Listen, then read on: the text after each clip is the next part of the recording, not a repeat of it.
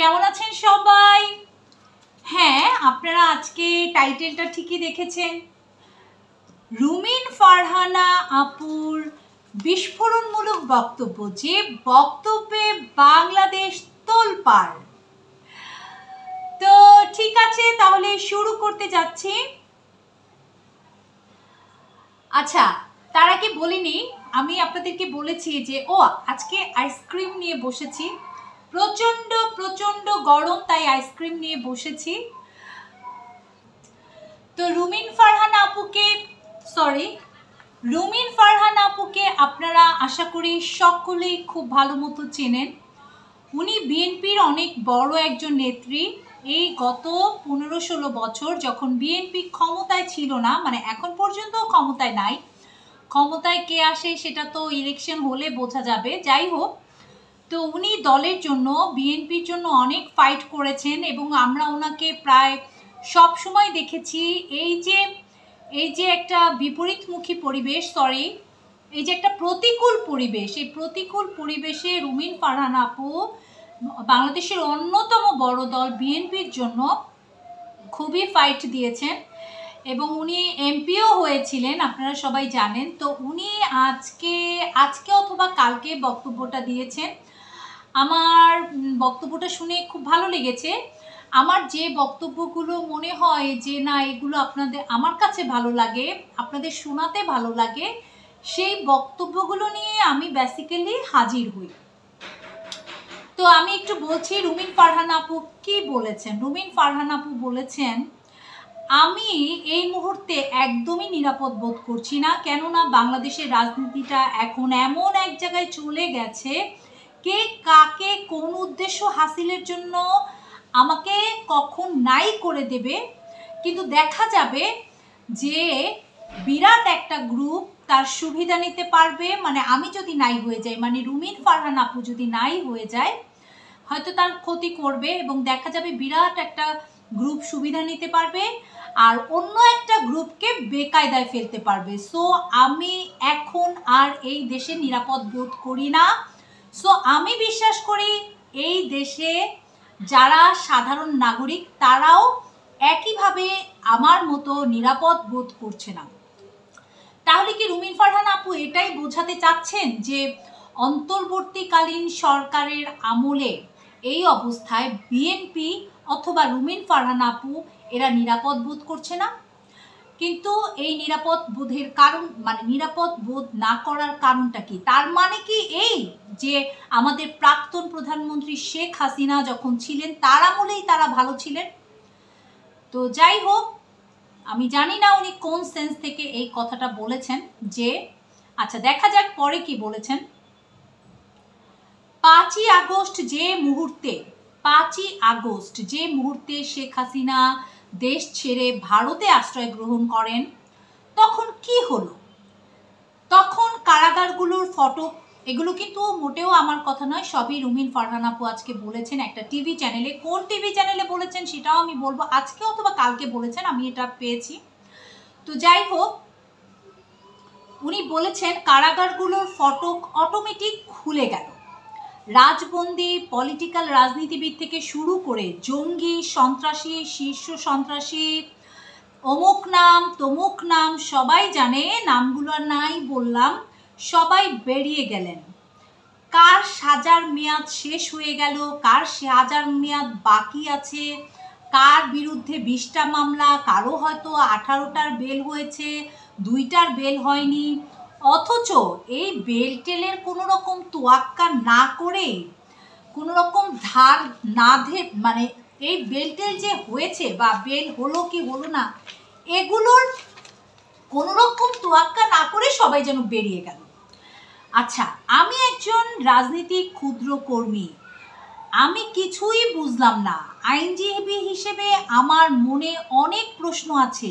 একটা তো প্রক্রিয়া আছে বের হওয়ার। মনে হয় এটা একটা মগের মুল্লুক। এই মগের মুল্লুক শুরু হলো কিন্তু গত 5ই আগস্ট থেকে। এইবার বোঝেন, রুমিন ফারহানা আপু কিন্তু আওয়ামী লীগের নন। রুমিন ফারহানা আপু বিএনপির একজন অনেক বড় একজন নেত্রী এবং উনি এমপিও হয়েছিলেন।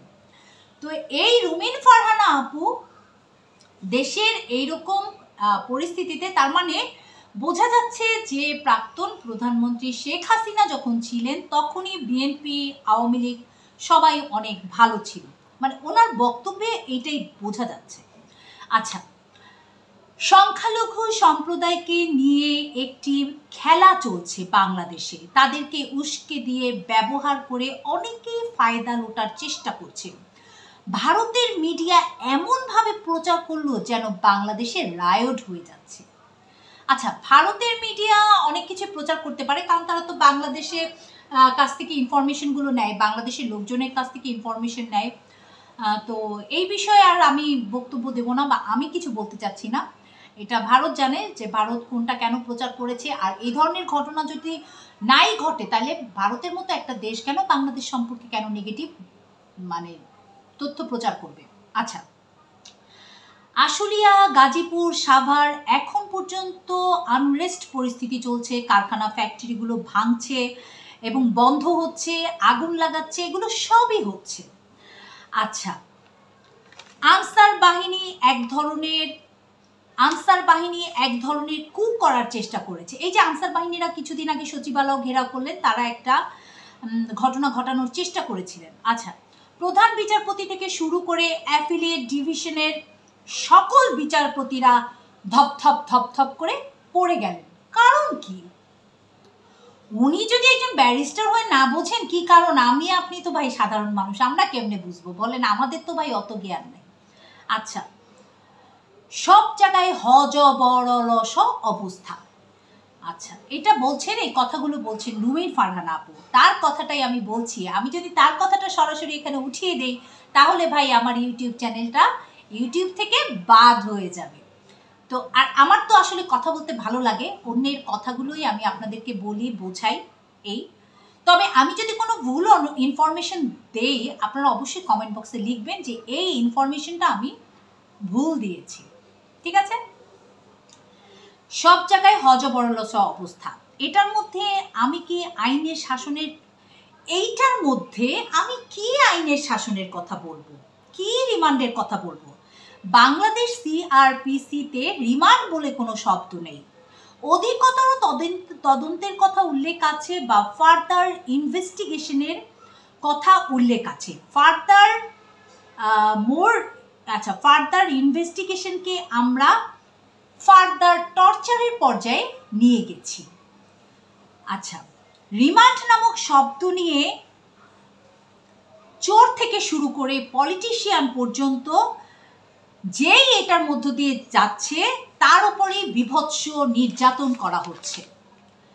আচ্ছা, এখন উনি একজন উকিল মানুষ, উনি জানেন আসলে রিমান্ডে যে আসলে কি এরকম টর্চারিং হচ্ছে কিনা। আমরা তো দেখেছি ওই যে ডিবি অফিসে আমাদের সমন্বয়কদের পোলাও মাংস খাইয়েছেন, আরও কি খাইয়েছেন জানি না।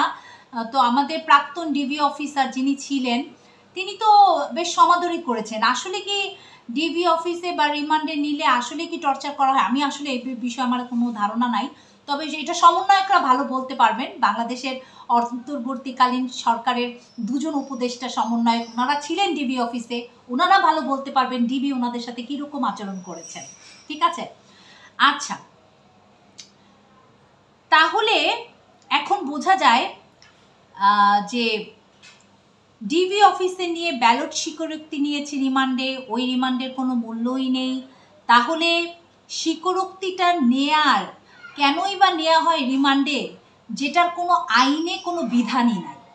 আচ্ছা, আর আইন বলে 100 জন অপরাধী ছাড়া পেয়ে যাক, কিন্তু একজন নিরপরাধীও যেন সাজা না পায়। আচ্ছা, আইন কি বলে?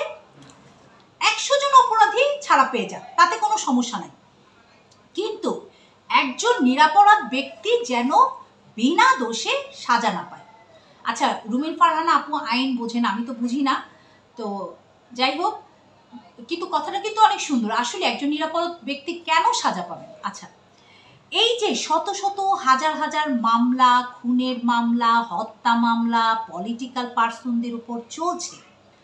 আচ্ছা, অনেকেই গ্রেফতার হচ্ছে, এই গ্রেফতার কতটুকু আইন অনুযায়ী হচ্ছে, কতটুকু আইন মেনে হচ্ছে? এই যে আপনারা দেখেন অনেকেই উনি আরও একটা কথা বলেছেন, অনেকেই বর্ডার ক্রস করার সময় ধরে নিয়ে আসা হচ্ছে, আদালতে তাদেরকে প্রেরণের সময় আইনজীবীরাও তাদের গায়ে ঢিল মারছেন, ডিম ছুঁড়ে মারছেন। কোনো আইনে কি এটা আছে? আচ্ছা, তারপর কিছুতেই এগুলোর কোনো কর্মই আইন কানুনের মধ্যে পড়ে না। তাহলে তার মানে কি? তার মানে হচ্ছে এই যে আইনজীবীরা যারা আদালতে বসে ঢিল মারছেন, আসামিদের ডিম ছুঁড়ে মারছেন, তারা অবশ্যই আইন অনুযায়ী অপরাধ করছেন। অপরাধ করছেন না, এটা রুমিন ফারহান আপুর কথা থেকে তাই বোঝা যাচ্ছে। আচ্ছা, এবার 5 তারিখের পর থেকে মোটামুটি অনেকেই নিজেকে সমন্বয়ক দাবি করে। আমিও নিজেকে 5 তারিখের পর থেকে এমন একটা অবস্থা চলছে, অনেকেই নিজেকে সমন্বয়ক দাবি করছে, যে আমি সমন্বয়ক, তুমি সমন্বয়ক, সে সমন্বয়ক, এরকম দাবি করছে। সবাই এখন কেমন যেন সমন্বয়ক হয়ে গেছে। সকলেই আমরা এক একজন, আসলে কি উনি বলেছেন যে সকলেই আমরা এক একজন শেখ হাসিনা। প্রত্যেকেই যার যার জায়গা থেকে নিজেকে ক্ষমতাবান মনে করছে। উনি সকলকে, প্রত্যেক সমন্বয়ককে, যারা আর কি নিজেদেরকে সমন্বয়ক দাবি করে সবাইকে বলছে, তারা নিজেদেরকে শেখ হাসিনা মনে করছে। শেখ হাসিনা যেমন ওনার কথা অনুযায়ী নিজেকে অনেক ক্ষমতাবান মনে করতেন। আসলে শেখ হাসিনা নিজেকে ক্ষমতাবান ওনার নিজেকে ক্ষমতাবান মনে করার পেছনে অনেক বিষয়ও আছে। উনি বাংলাদেশের জন্য অনেক কিছু করে গেছেন। তো যাই হোক, আমি আর সেদিকে যাব না, যেহেতু এটা রুমিন ফারহান আপুর বক্তব্য। অন্য একদিন আমাদের প্রাক্তন প্রধানমন্ত্রী শেখ হাসিনাকে নিয়ে কি কি ভালো কাজ উনি করেছেন বাংলাদেশের জন্য, আমি সেগুলো নিয়ে আলোচনা করব। আমি চেষ্টা করি সবসময় পজিটিভ আলোচনা করতে। উনি কি খারাপ কাজ করেছেন সেগুলো আলোচনা করবে বিরোধী দল, বা যারা ওনাকে টেনে হিচড়ে ওনাকে গদি থেকে নামিয়েছেন, তারাও আলোচনা করবে। আমি তো ওনাকে নামাতে যাইনি, তাই না? আচ্ছা, যাই হোক, তো এখানে আমি রুমিন ফারহান আপুর বক্তব্যগুলোই বলছি। তো উনি বলছেন যে সকলেই আমরা এক একজন শেখ হাসিনা হয়ে গেছি, প্রত্যেকেই যার যার জায়গা থেকে নিজেকে ক্ষমতাবান মনে করছি, যেন সব ক্ষমতা আমাদের হাতে চলে এসেছে। তো উনি প্রত্যেক সমন্বয়ককে, আমার কাছে যেটা মনে হলো যে ওনার কথায় আমি যেটা বুঝেছি, যে প্রত্যেক সমন্বয়করা যখন নিজেদেরকে সমন্বয়ক দাবি করছে, তার ওনারা অনেকে ক্ষমতা আর অধিকারী নিজেদেরকে মনে করছে। সরকার আসলে সামাল দিতে পারছে না। সরকার এই যে একটা পরিস্থিতি, সব কিছু অপোজিট পরিস্থিতি, সরকার এটা সামাল দিতে পারছে না। বিএনপি মহাসচিব বলেছেন আর্মিকে ম্যাজিস্ট্রেসি পাওয়ার দেওয়া হয়েছে, পুলিশ প্রশাসন ফেল করেছে। আচ্ছা, রাস্তায় বহুদিন ধরে আমি কোনো পুলিশ দেখি নাই, কিছুদিন ধরে পুলিশ দেখছি, তারা ট্রাফিক কন্ট্রোল করছে, এবং কিন্তু এমনভাবে তারা ট্রাফিক কন্ট্রোল করছে যে ট্রাফিক কন্ট্রোল নিয়ে তাদের কোনো মাথা ব্যথা নাই। নিরাপদে দাঁড়িয়ে খোশ গল্প করছে। গাড়ির কাছ নামিয়ে একজন ট্রাফিককে বললাম, গল্পটা একটু পরে করেন, দেখেন রাস্তার কি অবস্থা। কয়েক ঘন্টা যাবৎ একই জায়গায় আছি, পুলিশ ভাইরাও বা কী করবে। কিছু দূর গেলেই দেখছি একদল ছাত্র বা একদল মানুষ রাস্তায় দাঁড়িয়ে মিছিল করছে বা মিটিং করছে তাদের দাবি আদায়ের জন্য। তো পুলিশ বেচারেরই বা কী দোষ? আচ্ছা, সংবিধান যেটা বলে আর্টিকেল 22 অনুযায়ী নির্বাহীকে কখনোই আপনি বিচারিক দায়িত্ব দিতে পারবেন না। আচ্ছা, আপনি যখন এক্সিকিউটিভ ম্যাজিস্ট্রেটকে জুডিশিয়াল ক্ষমতা দেন, কিংবা আপনি যখন সেনাবাহিনীকে ম্যাজিস্ট্রেসি পাওয়ার দেন, তখন অটোমেটিক্যালি বিচার বিভাগের ক্ষমতা শেয়ার হয়ে যায় নির্বাহী বিভাগের সাথে। তো সেই বিষয়ে ডিবেট চলতেই পারে, কিন্তু যেই অবস্থানে আমাদের দেশ আছে, সেটাও কিন্তু এখন একটা আলোচনার বিষয়। আচ্ছা, এগুলো আইনি কথাবার্তা, এগুলো তো আমি বুঝি না। আপনারা যারা শুনছেন, আপনাদের মধ্যে যারা লয়ার আছেন বা তারা হয়তো বলতে পারবেন। একটু আইসক্রিম খেয়ে নেই, প্রচণ্ড গরম, তবে আজকে একটু কম অন্য সব দিনের চেয়ে। তো আমার ঘরে একটা এসি আছে, পুরনো এসি, অনেক পুরনো এসি, 10 বছর আগে। নতুন এসি এখনও কিনি নাই, কিস্তিতে একটা কিনবো সামনের বছর চিন্তা ভাবনা আছে। কিন্তু এত পরিমাণ ইলেকট্রিক বিল আসে, এসি কিভাবে চালাবো জানি না, তবুও কাল চালাচ্ছি। এই কয়দিন ধরে গরম পড়ছে, কিছু করার নাই, এসি ছাড়া থাকা খুব কষ্টকর। তো আমি এই মুহূর্তে ড্রয়িং রুমে বসে আছি। ড্রয়িং রুমে আমার এসি নেই, আমার বেডরুমে আছে। যাই হোক, ছোটোখাটো একটা বেডরুম আছে। তো এই আর কি, রুমিন ফারহান আপু কি বললো দেশ নিয়ে, কথাগুলো আপনাদেরকে বললাম। এরকম একটা বক্তব্য উনি এর আগে অন্তর্বর্তীকালীন সরকারের অ্যাগেনিস্টে বলা চলে বক্তব্যটা গিয়েছে। তো এরকম বক্তব্য উনি কখনো দেয়নি। আজকে বা কালকে বক্তব্যটা দিয়েছে। কোথায় দিয়েছে সেটা আমি একটু বলছি। বাংলা ভিশনে, হ্যাঁ, বাংলা ভিশনে উনি এই বক্তব্যটা দিয়েছেন। তো আপনাদের কাছে ভিডিও ক্লিপ থাকলে আপনারা শুনে নেবেন, ঠিক আছে, দেখে নেবেন আর আমার বক্তব্যের সাথে মিলিয়ে দেখবেন। তো আজকে এই পর্যন্ত, আর কথা বাড়াবো না। আপনারা সবাই ভালো থাকেন, আমার জন্য দোয়া করবেন।